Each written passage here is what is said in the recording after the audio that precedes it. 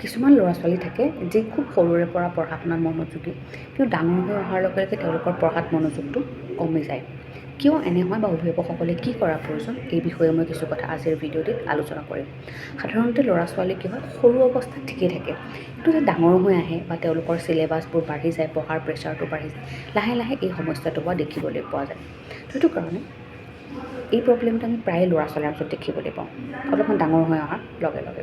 তো কিয় হয়? প্ৰথমটো হৈছে, যেতিয়া ল'ৰা ছোৱালী এটা প্ৰেছাৰত পঢ়ি থাকে, কনষ্টেণ্ট প্ৰেছাৰত পঢ়ি থাকে, তেতিয়া কি হয়, তেওঁলোক এটা সময়ত গৈ পেলাই বৌদ্ধিকভাৱে তেওঁলোক ভাগৰুৱা হৈ পৰে।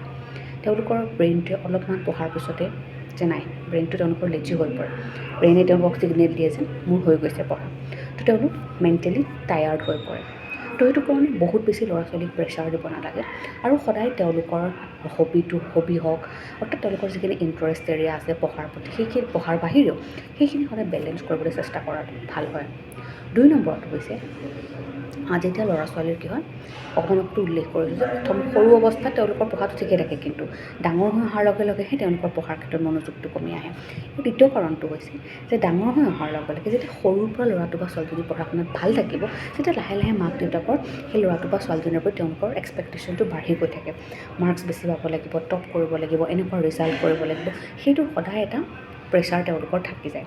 আৰু তেওঁলোকৰ সেই যিটো ভয় থাকে যে মই বিফল হ'ম নেকি, বা মই আগৰ ৰিজাল্ট কৰিব নোৱাৰিম নেকি, তো ফলত তেওঁলোকে কি হয়, সেই ভয়টোত পঢ়িবলৈ আৰম্ভ কৰে, আৰু যাৰ কাৰণে তেওঁলোকৰ পঢ়াত মনোযোগটো কম হয়। কাৰণ আগতে সৰু থাকোঁতে কি হয়, তেওঁলোকৰ সেইটো প্ৰেছাৰ নাছিলে, তেওঁলোক কৌতূহল আছিল পঢ়িবলৈ, তাৰ কাৰণে তেওঁলোকে ধুনীয়াকৈ পঢ়িছিলে, মনতো ৰৈছিল। কিন্তু যেতিয়া তেওঁলোকে ভয়ত পঢ়ি থাকে, তেতিয়া তেওঁলোকৰ মনত নাথাকে, বা অলপ সময়ৰ মাজতে ভাগৰুৱা যেন অনুভৱ হয়। তো সেইটো কাৰণে সদায় আমি অভিভাৱকসকলে তেওঁলোকে যিখিনি এফৰ্ট দিয়ে, তেওঁলোকে কষ্ট কৰে, সেই কষ্টখিনি গুৰুত্ব দিয়াটো প্ৰয়োজন। আৰু তেওঁলোকে সদায় পঢ়ি এনজয় কৰিব পাৰিছে নাই, সেই বিষয়টোত ফ'কাছ কৰাটো খুব জৰুৰী।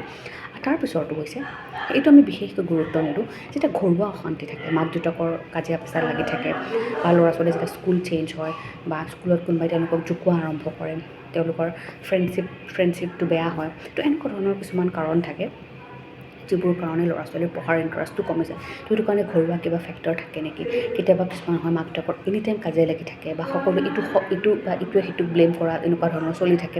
তো সেইবোৰ আপোনালোকৰ অভিভাৱকসকলৰ মাজত আছে নেকি, সেইটো এটা চাবলৈ চেষ্টা কৰাটো ভাল হয়। তো এইকেইটা বিশেষ কাৰণ, যাৰ কাৰণে আমি দেখা পাওঁ যে ল'ৰা ছোৱালী ডাঙৰ হৈ অহাৰ লগে লগে তেওঁলোকৰ পঢ়াৰ প্ৰতি ইণ্টাৰেষ্টটো কমি যায়। তো সেইটো কাৰণে এতিয়া হয়তো জানিব পাৰিছে যে কি কৰিব লাগিব। প্ৰথমটো হৈছে এখন কনষ্টেণ্ট ৰুটিনৰ দৰকাৰ।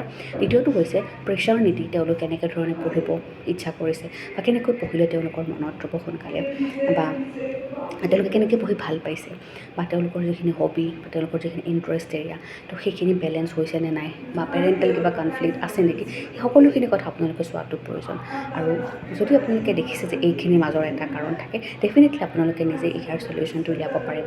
আৰু যদি আপোনালোকে বিচাৰি উলিয়াব পৰা নাই, বিশেষজ্ঞৰ পৰামৰ্শ লোৱাৰ প্ৰয়োজন আছে। কাৰণ এই সমস্যাবোৰ যদিও আমি ইমান বেছি গুৰুত্ব নিদিওঁ, লাহে লাহে ডাঙৰ হৈ গৈ থাকিলে ল'ৰা ছোৱালী এটা পঢ়া শুনাৰ ক্ষেত্ৰতে নহয়, অ'ভাৰঅল তেওঁলোকৰ ডেভেলপমেণ্টত প্ৰভাৱ পৰিবলৈ আৰম্ভ কৰে।